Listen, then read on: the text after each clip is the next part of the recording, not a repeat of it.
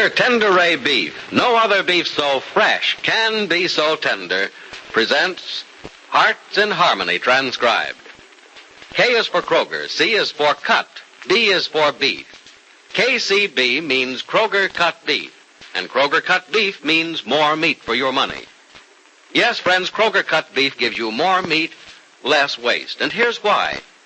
Before the meat is weighed and priced, the Kroger method of cutting beef removes excess bone, excess waste, and stringy ends. Remember, that's before the meat is weighed and priced. And it's the very top U.S. government grades of beef that's tender, juicy, rich red, and marbled with just the right amount of flavory fat. So you see, you get a better value in top-grade beef. Now, to give you an example, let's take a Kroger cut rib roast. Before the roast is weighed and priced, the Kroger method of cutting beef removes the short rib end, the waist, and trims the chine bone. You don't pay roast price for the short rib end and waist.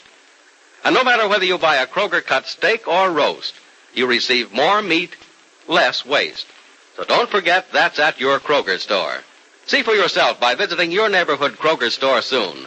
Make it a rule to buy Kroger cut beef and get more meat for your money. And now, Hearts in Harmony. There's been nothing to be cheerful about in the Gibbs home since the automobile accident that killed young Barry Carlton and put Penny Gibbs in the Heatherton Hospital, injured, scarred, and in danger of going blind. But life goes on, and good things happen even in the shadow of tragedy. Young Nora and Freddie Lang are at the breakfast table this morning. As Nora says... Crickets, Freddie. I'm not a mother yet. Yes, but you're going to be, Nora. Say, is the doctor going to tell us exactly when? Oh, not just yet, Freddie, but we'll know pretty soon. Oh. Oh, you're ready for more coffee, aren't you? Yeah, I am. Oh, I'll get it for you. No, you don't, Nora. You stay right there. You take it easy. Crickets, Freddie, it certainly isn't going to hurt me to walk over to the stove and put a flame under the coffee. If you have anything to do around here, I'll do it for you. Now, Freddie, you're being very silly. There are lots of things I have to do, and they're not going to hurt me. Well, if you have to do things, that's okay. But you don't have to put heat under the coffee for me. I can do that. There you are. See? And would that have been a strain on me? No, but it's walking around when you don't have to and getting up and down when you don't have to. You're going to take it nice and easy from now on, Crickets. Even if I have to hire somebody to come over here and take care of Julie and Valerie in the house for you. Freddie Lang, you won't do anything of the kind because it's just not necessary. Well, Crickets, just because I'm going to have a baby doesn't mean I'm an invalid. Well, I know that, Nora. But, look, you got to take things kind of lazy at times like these. No, Freddie, the doctor said I could do everything I'm used to doing. In fact, it's better for me if I keep on doing everything I've been doing. Well, I guess we better get us another doctor then. You know, the guy you're going to must not like kids. It's Dr. Ryan. I couldn't do better. Doc Ryan? Mm-hmm. Well, I don't know. Maybe he has his weak moments. Believe me, Freddie, if I follow Dr. Ryan's advice, we'll both be all right. Both be all right? But, Nora, it's no hardship on me having a baby. What do you mean we'll both be all right? The baby and I. Oh. Yeah, I got that one kind of slow, didn't I? Baby and you, huh? Mm-hmm. Yeah. Kind of funny thinking about you as two people. We will be not long from now. We won't be just a couple, and we'll be a family. Yeah, it's going to be 3 of us. Mm-hmm. Maybe 4. Oh, Freddie, no. Well, why not? 1 for you and 1 for me. I'll make a football player out of the boy, and you can make a cook out of the girl. Oh, fine. The boy gets to play games while the girl learns how to work. Well, who's going to marry some tomato who can't cook, huh? Is that why you married me? Yeah, that's just why I married you. After I fell in love with you. Oh, Freddie, that was sweet. Oh, Crickets, the coffee's boiling over. Gosh, I forgot all about it. Oh. I'm sorry, Nora. Oh, it isn't any more your fault than it is mine. I'll make a fresh pot for you. No. I'll make it for you if you want some, but I can get some out at the farm. Your dad always has some on the stove. Oh, I don't think I care for any more just now. Well, how come? You always have at least 3 cups. What's the matter, Nora? Don't you feel so good? Yes, I feel fine. Crickets, look me in the eye and tell me that. I'm all right, Freddie, honestly. You didn't keep looking at me when you said that. I told you the truth, though. Honestly, I did. I think I'll get the doc right now. Oh, Freddie, now don't be silly. It's all perfectly natural at a time like this. just feel a little upset once in a while, that's all. It goes away. Yeah? Mm-hmm. I still think I'll get the doc. I knew it, Nora. There's something wrong with you, and we're not going to have any... This I hear about a doctor. Oh, hello, Mr. Billings. Nora's sick. No, I'm not, Mr. Billings. Freddie just thinks I am. Going through the pains of becoming a father already, is he, Nora? Yes, he is. You'd think I was going to have the baby tomorrow. Okay, go ahead. Call me a sap if you want to, Nora, but I just want everything to be all right. Can hardly be anything but all right these days, Freddie. Mothers get good care now. Having a baby is the average woman's closest thing to luxury and a vacation. Don't do this. Don't do that. Take this. Take that. Watch this. Watch that. Yes, but Mr. B, Nora's not watching anything.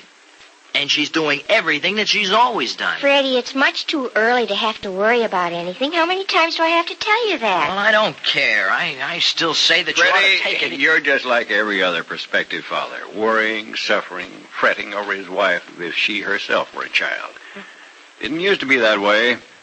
My mother had 9 healthy children. The oldest is 85 today and the youngest 57. Yeah? Why, do you know, she was up to milk the cows the day her first child was born. My brother Harry was born at 4 that afternoon. You lived on a farm, Mr. Billings? Yeah, big farm, Nora, upstate. Farm bigger than Freddie's. And my mother did her share of the chores. And believe me, it was a big share of them, too.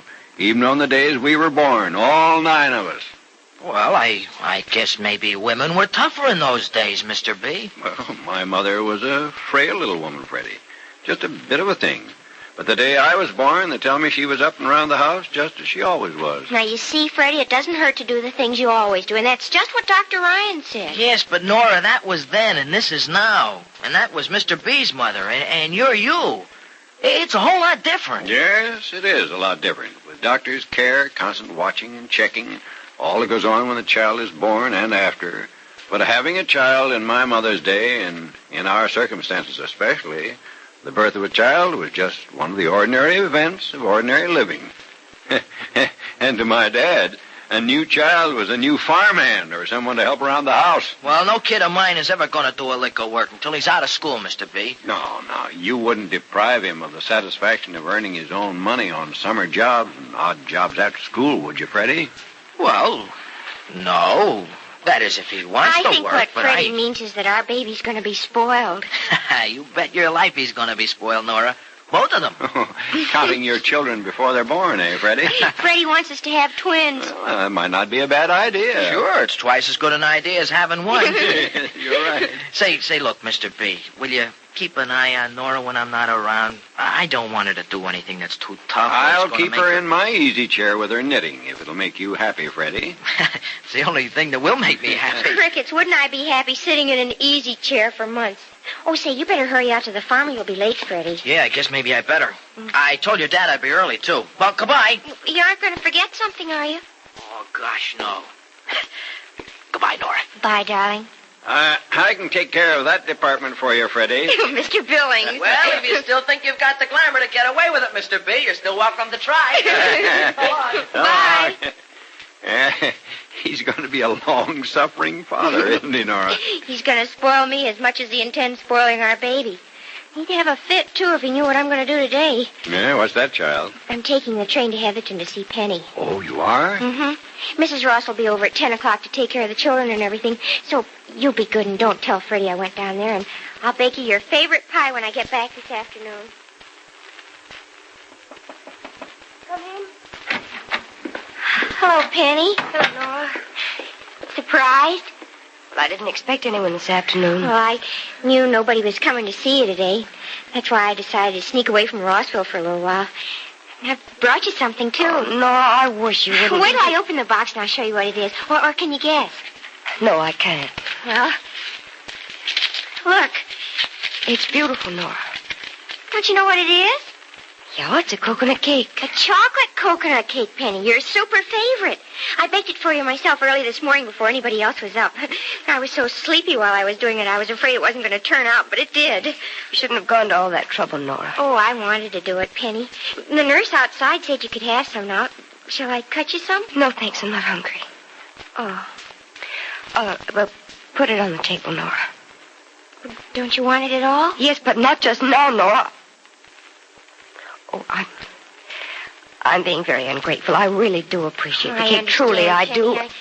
I just hope you'll feel like trying a little piece of it at least. I will. I will later, Nora. You don't mind if I sit with you for a little while, do you? Not if you want to.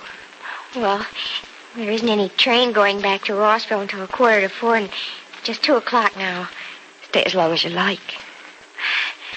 Well, when you're tired, you just tell me and I'll leave. I understand you're going to have your final eye examination tomorrow morning. Yes, Nora, I am. I'm awfully anxious to know what they find out, Penny. Why don't you phone us at the house tomorrow and tell us what the doctors say?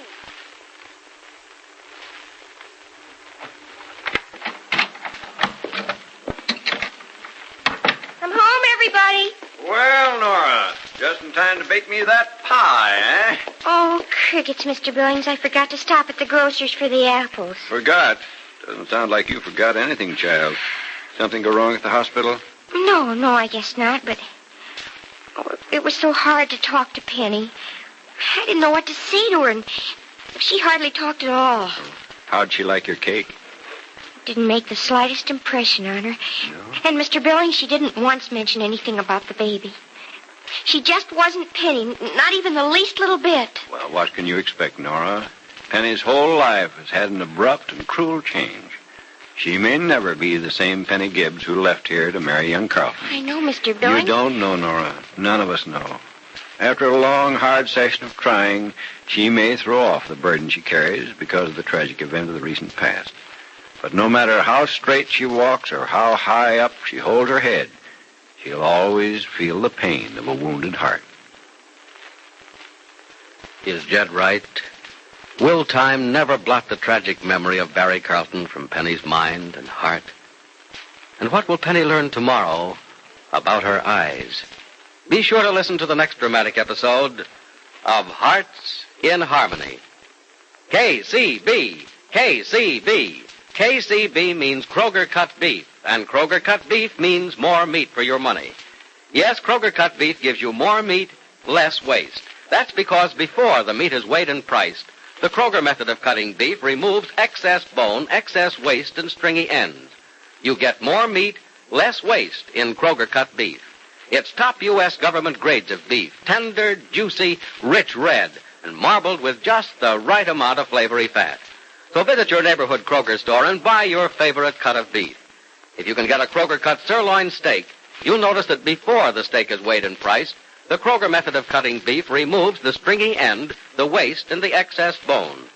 Remember, whether you buy a steak or roast, Kroger cut beef gives you more meat for your money. But remember, ladies, you can buy a Kroger cut steak or roast only at Kroger stores. Make up your mind right now to visit your neighborhood Kroger store without delay. Your Kroger meat man has just the cut of beef you want. It's delicious and juicy. It's top-grade beef that will thrill your family. Make it a rule to buy Kroger cut beef and get more meat, less waste, which means you get more meat for your money at your Kroger store. Listen again tomorrow, same time, same station, for another exciting transcribed chapter of Hearts in Harmony.